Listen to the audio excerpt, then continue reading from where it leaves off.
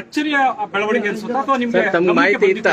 ನನ್ನ ಹತ್ರ ಜಗದೀಶ್ ಶೆಟ್ಟರ್ ಅವರು ಈ ತರ ಬಂದು ರಿಕ್ವೆಸ್ಟ್ ಮಾಡ್ತಾ ಇದ್ದಾರೆ. ಪಾರ್ಲಿಮೆಂಟ್ ಅಸೆಂಬ್ಲಿ ಕಳಿಸ್ತಾ ಇದ್ದಾರೆ ಅಂತ ನನಗೆ ಹೇಳಿದ್ರು. ನಾನು ನಿನ್ನೆ ಬೆಳಗ್ಗೆ ಕೂಡ ಅವ್ರ ಮಾತಾಡಿದ್ದೆ. ನಾನಂತ ಕೆಲಸ ಮಾಡುದಿಲ್ಲ, ನಾನು ಹೋಗುದಿಲ್ಲ. ರಾಜಕಾರಣಕ್ಕೆ ನನಗೆ ಕಾಂಗ್ರೆಸ್ ಪಕ್ಷ ಜೀವ ಕೊಟ್ಟಿದೆ, ಮರುಜೀವ ಕೊಟ್ಟಿದೆ. ನಾನು ಆ ಕೆಲಸ ಮಾಡುದಿಲ್ಲ ಅಂತ ಹೇಳಿದ್ರು. ಅದನ್ನೇ ನಾನು ನಮ್ದಲ್ಲಿಟ್ಕೊಂಡು ನಿನ್ನೆ ಮೈಸೂರಿನಲ್ಲೂ ಕೂಡ ನಾನು ಈ ವಿಚಾರನ ಪ್ರಸ್ತಾವನೆ ಮಾಡಿದೆ. ಈಗ ಈ ವಿಚಾರ ಅವರು ಕಾಂಗ್ರೆಸ್ ಕಚೇರಿ ಇದ್ದಾರೆ, ಎಲ್ಲ ಮಾತುಕತೆ ಆಯಿತು, ಬಿಜೆಪಿ ಇದ್ದಾರೆ ಅಂತ ಹೇಳಿ ಅವರು ನನಗೆ ಕೆಲವು ಮಾಧ್ಯಮ ನಿಮ್ಮೆಲ್ಲ ಸ್ನೇಹಿತರು ನನಗೆ ತಿಳಿದಿದ್ದಾರೆ.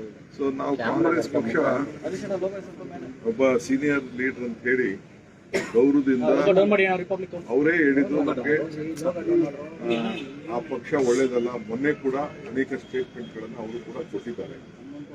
ಬೇರೆ ಬೇರೆ ಸ್ಟೇಟು ಈ ರಾಮ ಮಂದಿರ ವಿಚಾರದಲ್ಲಿ ಇರ್ಬೋದು, ಬೇರೆ ಬೇರೆ ವಿಚಾರದಲ್ಲಿ ಯಾವ ರೀತಿ ಬಿಜೆಪಿ ದುರುಪಯೋಗ ಮಾಡ್ತಾ ಇದ್ದಾರೆ ಅಂತೆಲ್ಲ ತಿಳಿದಿದ್ದಾರೆ.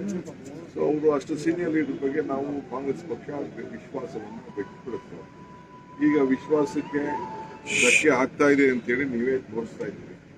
ಸೊ ಈಗ ಸ್ಪೀಕರ್ ಅವರಿಗೆ ಕೌನ್ಸಿಲ್ ಚೇರ್ಮನ್ ಬಗ್ಗೆ ಫೋನ್ ಮಾಡಿ ನಾನು ಫ್ಯಾಕ್ಸಲ್ಲಿ ಮೇಲಲ್ಲಿ ಕಳಿಸ್ಕೊಡ್ತೀನಿ ಅಂತ ಹೇಳಿದ್ರು ಅಂತ ನನಗೆ ನಮ್ಮ ಯಾರ ಆಫೀಸಿಂದ ನನಗೆ ಮಾಹಿತಿಯನ್ನು ಕೊಟ್ಟಿದ್ದಾರೆ. ಅವ್ರದ್ದೇನು ತೀರ್ಮಾನ ಇದೆಯೋ, ಒತ್ತಡ ಇದೆಯೋ, ಯಾವ್ದಾದ್ರು ಒತ್ತಡದ ಮೇಲೆ ಅದಕ್ಕೆ ಕರ್ಕೊಂಡು ಹೋಗಿದ್ದಾರೋ, ಅವ್ರು ಬಲವಂತವಾಗಿದ್ದಾರೋ, ಅವ್ರು ಏನು ಹೇಳಿಕೆ ಕೊಡ್ತಾರೋ ಹೇಳಿಕೆ ಕೊಡ್ಲಿ, ಆಮೇಲೆ ಅದ್ರ ಬಗ್ಗೆ ನಾವು ದೇಶದ ಹಿತದೃಷ್ಟಿಯಿಂದ ನಾನು ಬಿಜೆಪಿ ಮತ್ತೆ ವಾಪಸ್ ಬಂದಿದ್ದೀನಿ.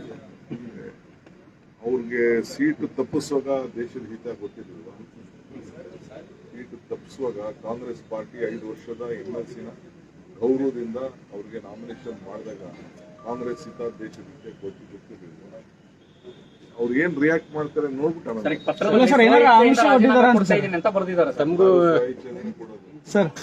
ಬಲವಂತವಾಗಿ ನೀವು ಹೇಳಿದ್ರಿ ನನಗೆ ಯಾವ್ದು ಚಾಕ್ಲೇಟ್ ಸಿಕ್ತು ಅಂತ ಸರ್, ಏನಾದ್ರು ಆಮಿಷ ಒಡ್ಡಿದಾರ ಅಂತ ಸಂದರ್ಭದಲ್ಲಿ ಕೊಟ್ಟಂತ ಭರವಸೆ ಹೇಳಿ ಸರ್.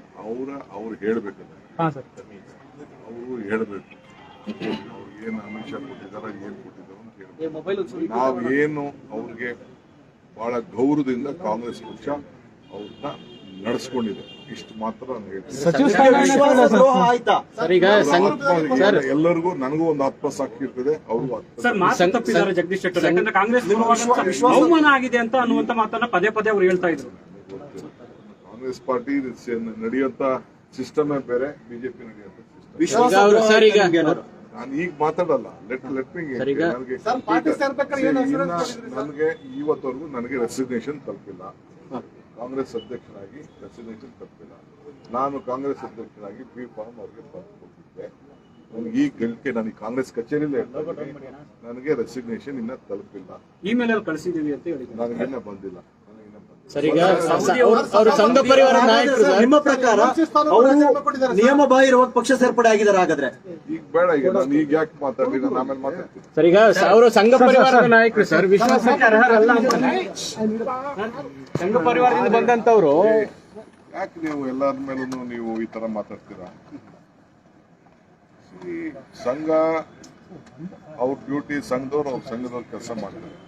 ನಾವು ರಾಜಕಾರಣಿಗಳು, ನಾವು ರಾಜಕಾರಣಕ್ಕೆ ಕೆಲಸ ಮಾಡಬೇಕು. ನಾನು ಸಂಘಕ್ಕೂ ಅದಕ್ಕೂ ಏನು ಹೋಲಿಕೆ ಮಾಡಲಿ? ಸಂಘ ಪರಿವಾರ ಅವರಾಗಿದ್ರೆ ಯಾರು ಬಿಟ್ಬಿಟ್ಟು ಸಂಘ ಬಿಟ್ಬಿಟ್ಟು ಕಾಂಗ್ರೆಸ್ ಸೇರ್ಕೊತಿದ್ರ? ಇದು ಪಾಲಿಟಿಷಿಯನ್. ನಾನು ಯಾಕೆ ಬೇರೆ ಸಂಘ ಹಂಗೆ ಅಂತ ನಾನು ಯಾಕೆ ಮಾತಾಡ್ತೀನಿ? ಸೌದಿ ಅವ್ರ ಜೊತೆಗೆ ಬಂದವರು ಯಾರು ಬಿಟ್ಟು ಹೋಗಲ್ಲ. ಜಗದೀಶ್ ಶೆಟ್ಟರ್ ಏನು ಹೋಗಿದಾರೋ ಅದು ಬೇರೆ ವಿಚಾರ. ಬೇರೆಯವರು ಜನ ಅವ್ರನ್ನ 35,000 ವೋಟಲ್ಲಿ ತಿರಸ್ಕರಿಸಿದ್ರು ಕೂಡ ನಾವು ಕಾಂಗ್ರೆಸ್ ಪಕ್ಷ ಬಹಳ ಗೌರವದಿಂದ ಅವ್ರನ್ನ ನಡೆಸ್ಕೊಂಡಿದ್ದೀವಿ. ಮಿಕ್ಕಿದ್ದು ಆತ್ಮಸಾಕ್ಷಿ ಮತ್ತು ಸೌದಿ ಅವರು.